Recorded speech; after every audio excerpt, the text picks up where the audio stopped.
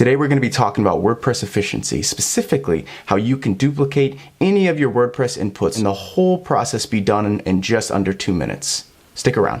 3, 2, 1.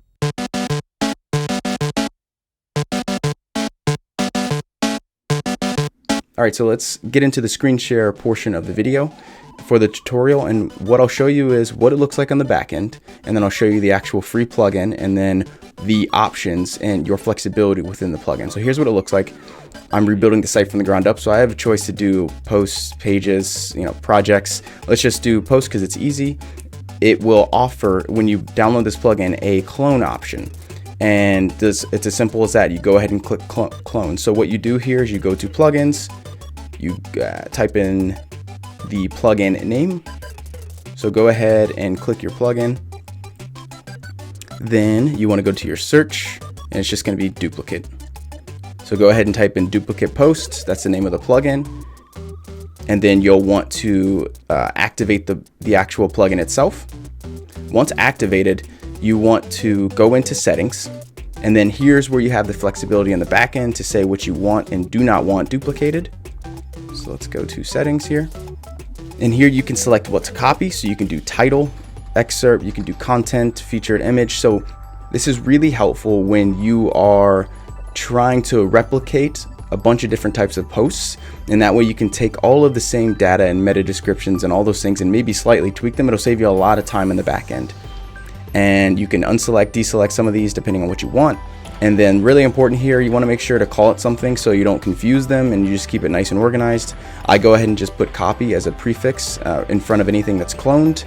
And then you can also say what you definitely don't want cloned in terms of the copying over taxonomy. So you can select that here, and then whatever you select, make sure to click Save Changes. And then changes in display are pretty self-explanatory, but let's go to permissions. So the permissions, again, self-explanatory. It'll tell you who can actually do this.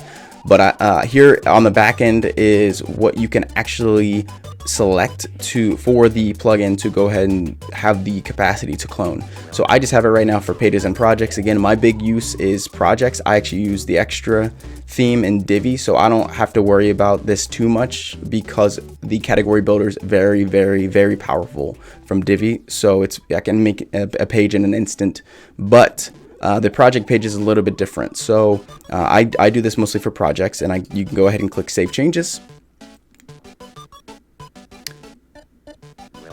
Once changes are saved, let's go back into the pages, because again, this is what probably the biggest use case is for most Divi users. Then you would go to the page you want to select and clone, and you would hover over it and you'll get this new option, which is clone. Simply click clone, and then you'll go down to the C's, because it'll be copy, remember, or whatever you named it, but it won't be right next to it. That's important to remember, don't panic. Go to what you named it. So we called it copy. So here it is, copy academy. Open it up and it'll show you there's nothing broken. It's the exact same thing with the tags, everything we selected on the back end. All my sidebars, again, there's extra settings, so don't be thrown off by that. And then the Divi builder will actually load from what we're familiar with. And then after that, we are good to go. So the other important thing is you've got your draft status here.